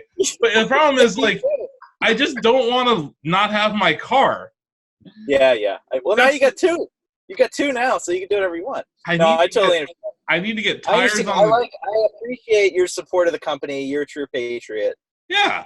That's what I mean. Like, I'm like, I get it. The one time they shipped my car, it didn't have a spoiler. This time it had the wrong rims. I remember when I showed up to the store, and I'm like, you guys got the wrong rims on there. And they're like, crap. I'm like, better let you keep those rims. At this point, no one's going to want them. I've used them for 6 months. You could put winter tires on them. Yeah. I don't know. I think it would look better with black rims. It's a little bit the same as me having to wait 2 months for the license plates for the car because of buying it in Arizona and then not understanding Ohio law. Yes. It's kind of the same thing, where I totally gave them the benefit of the doubt. I'm like, you guys sold and delivered 90,000 cars. Yeah. It's cool. Can you just get me an extension for the temp tag? And they were totally nice about it. That's it. I didn't really go, hey, I was like, guys, come on. This isn't that hard. You just got to make 2 phone calls. That's it, fine. man. Instead, I have a car I can't drive, but that's fine. If it was something where the car didn't work, I would have raged. But it's not. Yeah. It's a cosmetic thing. And, like, I'm not one to be like, oh, man, my rims. So I'm like, I just didn't. Like, don't care. They're $3,000 rims, though, right? I hear you, and I want them, and I'm going to get them, but I want to do it in a way where I still get to use my car as much as I need to. I'm with you. I got you. And then I travel a lot, so it's like, it's hard to, like, figure out a time where I can get it there. I have to drive up to Mayfield Heights, most likely, and leave it there. Yeah. And I'm like, I really don't feel like doing that. That's like an hour drive, and then I got shit to do. I got people that freaking want me to record podcasts at 9 a.m. on Sunday. You know what I mean? So it's like, find the hours in the day for me to go to Mayfield Heights and back, and then maybe I can get this done. But maybe I'll call them this week. That'll be I'll give you guys an update on what the hell's happening to my rims. Because, I'd like to get that set up. You should contact them. Tony, you should mention this problem to your boy. Which problem? My rims. Oh, the rim problem? Yeah, I can do that. I mean, he's just gonna have to call another service center. Yeah. He would totally do it though. He's super nice. A Model 3 for my dad. Wait, dude, what? That one's pretty too far. I asked him about that, and he was like, "We get the shipments in really randomly." I was like, "I saw you give them away to just randomos. I didn't see more pre-ordering cars." And he's like, "I know, that was probably a mistake." My dad was promised one on Elon's Twitter. Right? He pre-ordered it the first day. I think he should just put up the $50, grab one. That's my honest. You should put $50 up on eBay and snag one. Yeah. All right. So I think those were all the topics, Adam. Wow, we did well today. We hit the topics. We did a run of show. That was improvement. The internet quality in Tony's car is pretty shit, though. I'm sorry, guys. I'll fix that You for next ruined week. everything. Yeah. I'll move the router again to see if I can get it better for next week. No, hopefully we won't have to do it from the car. This is because we have house guests right now, and there are so few rooms in the house. They would be like, "What is happening?" I mean, Sarah had to leave, so if that's any indicator. She rage quit the podcast mid-podcast. She did. And then she was offline when it happened, so we didn't get to see her punch Tony or anything. I just imagine like Sara hit you in the head with like a frying pan or something. Like a cartoon, like just like whack, and there's like birds around Tony's head. Have you driven your house guests around in your car yet? Of course. Actually, the house guests right now are the same ones we went to South Carolina with, so they got quite a bit of car time. Oh, cool. Oh, good. However, we took that trip, and maybe I shouldn't even say this on the podcast. They might watch it. Who cares? I'm going to say it anyway. At the end of the trip, we're at the supercharger where we part ways, right? They drive on to Cleveland, and we drive on to Cincinnati in West Virginia. And we're in the parking lot at the supercharger. We're walking to our car saying bye to everybody.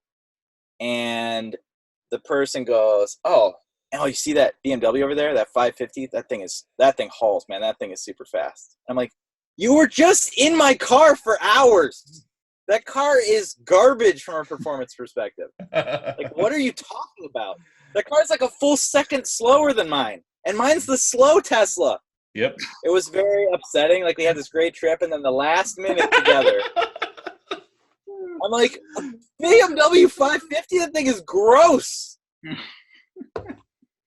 It's gross. That car wakes up every day and wishes it was a crappy Tesla. It wishes it was. Torque.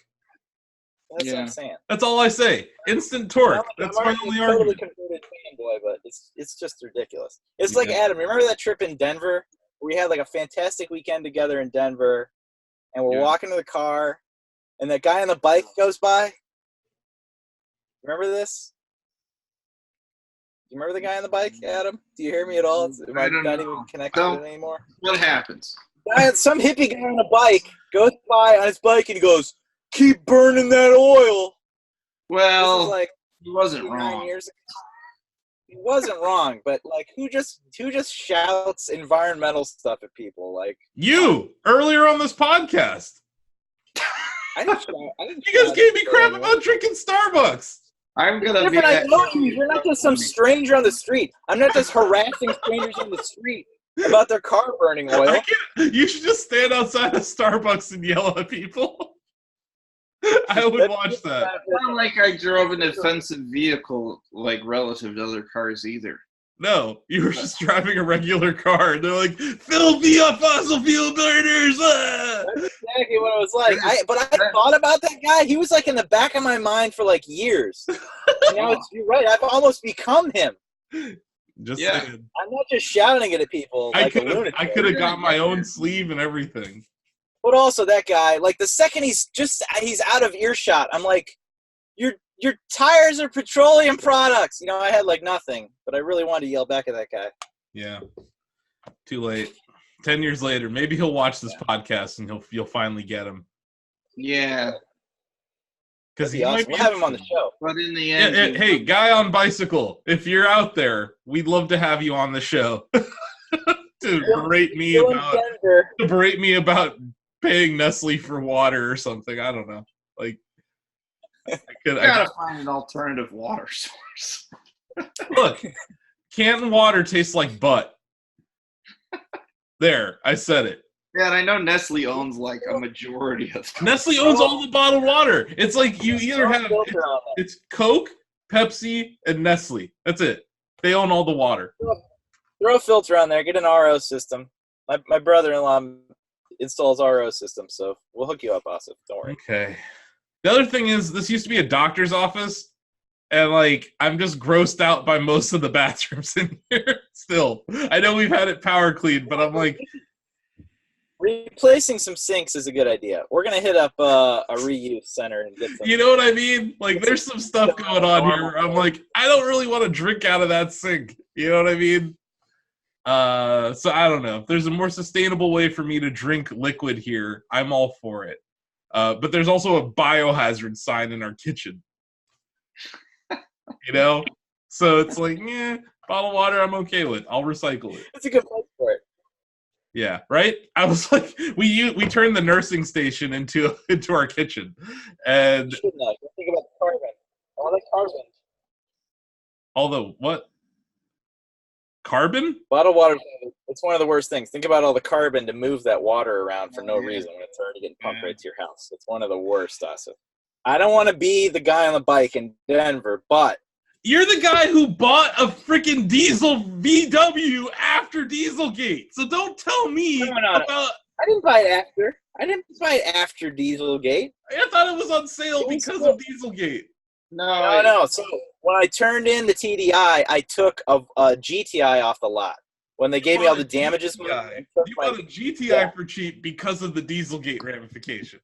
Exactly. So you gave them money after lying about emissions. You gave that company money knowing that they lied about emissions. Yeah. So don't tell me about bottled water. It's true. I've had a Tesla since 2013, damn it. That's...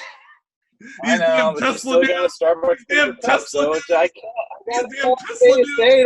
How to Tesla. I've been Teslaing way longer than you've Teslaed for. Even that's true. He has, Tony. All because of me. And I went to the damn store to sell cars in Houston. It is true. So it's like carbon offset. Yes, I bought a Starbucks cup when I went to the Tesla store, but it offsets. I probably sold like 30 cars and never got any credits for it. It was before the referral thing even existed. Yeah, that's how I know. So like, I just went there. But it's like I said in that first video I ever did with on my personal YouTube channel. When I test drove the Model S, I said, I want everyone on Earth to have one of these. And I still feel that way. So it's like about getting us there. Because, yes, like individuals should recycle and do as much as they can. But it's about industrial waste. That's the real problem on Earth right now. And until government does something about industrial waste, we can all recycle. It's not going to do enough to stop Plastic Bag Island. And that's something that Bernie's been talking about. I think Andrew Yang has been talking about it a little bit. So, yep, there is some now endorsed by Elon. Andrew Yang. Well, I don't know if he's endorsed by Elon as much as that they both agree that minimum basic income is going to happen. I know this is a little off topic, but not really. Yeah. Automation is prevalent in automotive industry, and we're talking about autopilot every episode. So it's like, in a world where automation is coming, I think planning ahead for universal basic income makes sense. But this government doesn't plan ahead for anything. So, it's going to be like, I didn't see automation coming. It's like, I didn't see China taking over the world coming. I didn't see automation coming. So yeah, I feel like that's probably 10 years out, but I think it's forward thinking, and it's. Yeah, I do think we discussed. I'd actually like to see it implemented. Sure, there was a funny I don't know if it was a thread or a video or something I watched. It's like, what would you do with the $1,000 a month that you got? Like, if there was UBI, what would you do with the $1,000? Buy a Model Y 7-seater. Oh yeah, because you could just finance it that way. Oh yeah. Yeah, it seems like most people would be contributing to the economy, and it would just be a redistribution of wealth from the largest companies towards other things. So I don't think it's a bad idea. These people would spend it all immediately, right? It'd be going back into the economy. I heard a lot of people say they would probably spend most of it. Maybe they'd invest a little bit. Probably if it goes to everyone, wealthy people would just be investing it. Yeah, but I also think a lot of people would get out of debt with it. I think they would pay off their debt. So it's like everything that would come from it, I think, would be positive for GDP. So like when people are like, "Oh my God, this would be the end of the world for capitalism," I'm like, I don't think so. You're giving every consumer $1,000. No, yeah, that would be great. Yeah, I mean, so it makes way more sense than a tax cut to the wealthy. yeah. I mean, like, how many times has trickle down economics There's failed? tons of studies done on this crap. It's like known quantity. Mm-hmm. I hear you. But yeah, I just kind of wanted to bring that up. It's kind of tangential to what we talk about, but it was something that, yeah, you mentioned Elon Musk. We're going to talk about that more for sure. Yeah, I think we should kind of stay on the automation UBI beat. I think that's going to be here to stay. I think it's going to be kind of part of our coverage universe now. We talk about robotics in the Tesla factory. We talk about automated vehicles and self-driving vehicles, FSD. I feel like this is all leading to that.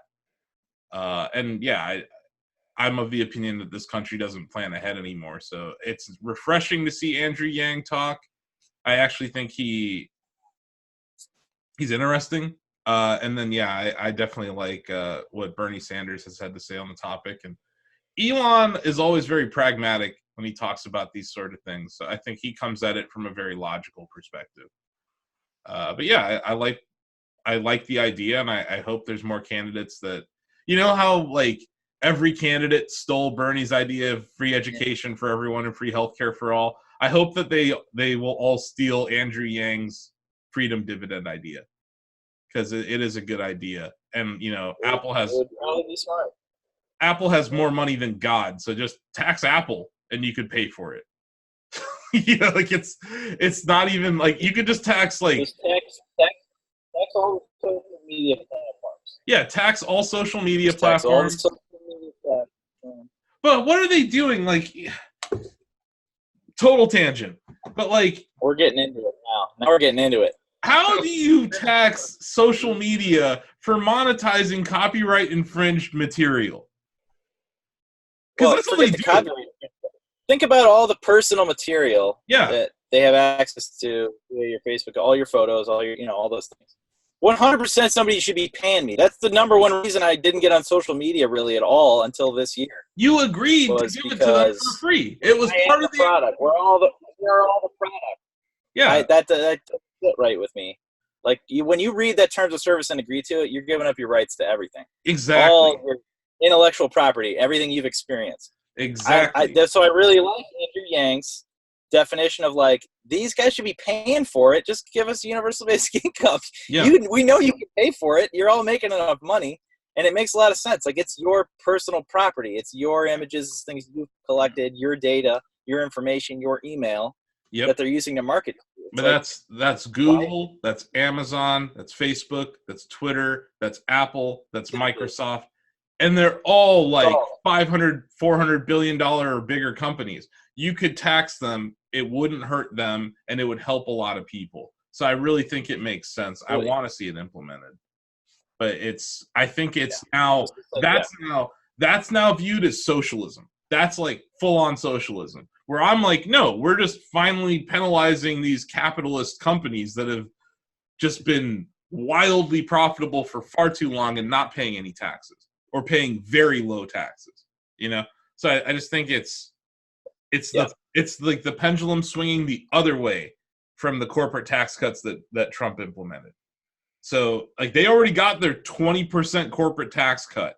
They can increase taxes to pay for UBI. And I think doing it sooner than later would be good, because the economic effect of automation is going to be huge, and it's going to be deflationary, in my opinion. Like, all tech has been deflationary. Efficiencies create deflation. They put people out of business. It's it's the ice harvester, and then the ice factory, and then the freezer, right? There's like 3 different industries that were created, and as we've automated ice making, the ice harvesters are out of business. So it's like knowing that that's going to happen to food service, knowing that's going to happen to truck drivers, get ahead of that. Yeah. Yep. So I do think it's refreshing to see some politicians being also the other cool fact. Oh no, we lost him. You're back. We got cut off, but I was just going to say the other cool effect of like that. That ice example you just had. Also, that's the where the action is happening is moving to the home, right? You're making your own ice at your home, just like you're charging your own car at your home. It's the transition of big industry to 3D printing and stuff. Local, the local means of production, which is home solar, really. Which that's what you're talking about. So we got to talk about all that stuff. There's lots of exciting stuff. Yeah, but I just, something that I watched a couple interviews with Andrew Yang this week. He was on the H3 podcast, which I thought was kind of neat. So if you haven't seen that, check that out. Yeah, and there's just some Twitter accounts we wanted to shout out. Steve Jobs Ghost. We need to talk about this guy for a second. He like is breaking news kind of. He had this tweet about the Tesla Semi being pulled over by California Highway Patrol, and that the range is doing better than expected. They're doing like stress tests on the car on, I think it's I-5, or sorry, on the truck. It was carrying, I think, what was it, 75,000 pounds? Yeah, 75,000. Yeah. So in journalism, I try to have more than total weight was 75,000. You try to have more than one source in journalism, and I was like sitting there, and I was like, can I write an article based on a guy called Steve Jobs Ghost? It's 2019. You 100% can do that. But I think you have to properly label it rumor, because I don't think I can actually say, unless I call California Highway Patrol and they disclose this, I don't think I can run it as just a fact. You know what I mean? Because this is a parody account. Steve Jobs is dead, and this guy is clearly just a Tesla fan that came back from the dead to talk about Teslas. He's great. He's a great follow. It's at Tesla_truth. But yeah, I just wanted to give him a shout out. He's ridiculous. And I wanted to source him, and I actually replied to him. He replies to me quite a bit. Because he said CHP, and I was like, California Highway Patrol. He's like, yeah. I was like, how does he know all this? Who is that guy? And it kind of reminds me of fake Steve Jobs. Remember that blog back in the day? Yeah, I think it's in that same vein. So I wonder if this is an insider, or if this is because Elon tweets at him. The guy's name's been published. Yeah, there was a group of people that thought they were really smart and figured out what his name was, even though he sent pictures of his car and his name's right there on the car, but on his driver. Really? Oh, yeah. They supposedly outed him a couple weeks ago. There have been a lot of threads that if you're not in your echo chamber and you're listening to what the Q people are saying, there's a lot of interesting stuff going on. A lot of people thought he was being paid by Tesla, some other stuff, but he is really excellent. I've PM'd with him, and he's doing awesome work, and it's hilarious. Yeah, I think he's really funny, really nice, and clearly loves Tesla, so he's a good follow. But yeah, I don't know. Maybe I'll run a story on that, because I think it's an interesting story. And then the other thing on the truck front that I saw, UPS is already driving self-driving trucks for months. Yeah, but when you read into it, they have a driver and an engineer in all of them. Yeah. Oh no, it's not like they're just driving by themselves. Just a small.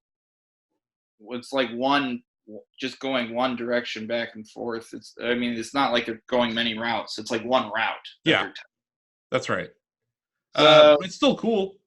No, it's cool. It's cool, but I wouldn't call it self-driving when you have a driver and an engineer in the vehicle.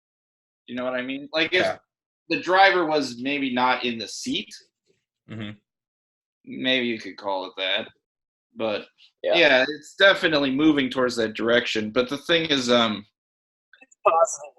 semis, even though the highways are easier, they're giant vehicles of death. Sure. So it's probably will be a while before companies are confident enough to completely remove the driver from it. I wonder how many people you could fit in a Tesla Semi. Oh my, that's a great question. You should make a video about it. I wonder if you can drive it down the road with the doors open. I'll bet you can. The UPS truck has got that door that slides open, right? The UPS truck's got that. That's a good point. Door. We'll get Young Gravy to rent a Tesla Semi. I got a jet. Okay, jet. Good episode. Let's wrap up the show. Thanks to Tony and Sara for piping in from Potato Internet in their car in Cincy. Thanks to Adam for staying up late in Japan. And I woke up early, and I'm here.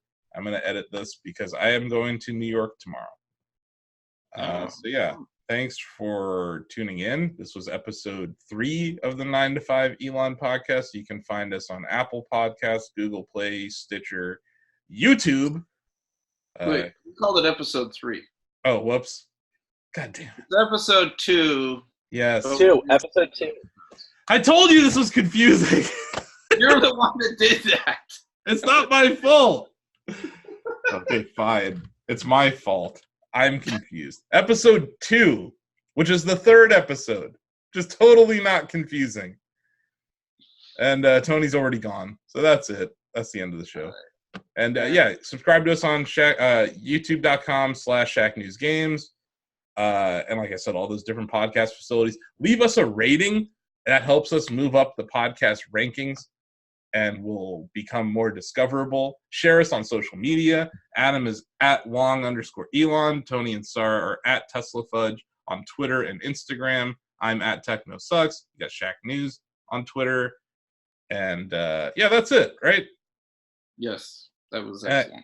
And I guess tell people to get an electric vehicle, right? That's going to be my thing. Eventually, get an electric vehicle. Get rid of your... Try your best. Yeah, try your best. Like the hippie. Yeah. I ride a bike most of the time. You do ride an electric bike most of the time. Electric bike most of the time. Yeah, that's right. So you do have an electric vehicle. I do. There's your cred. And he has a Boring Company hat, and I have a Tesla hat. So that's why you should listen to us. And yeah, go to shacknews.com. We got more Tesla content other than Young Gravy hitting the site all the time. Maybe I'll write about that truck article.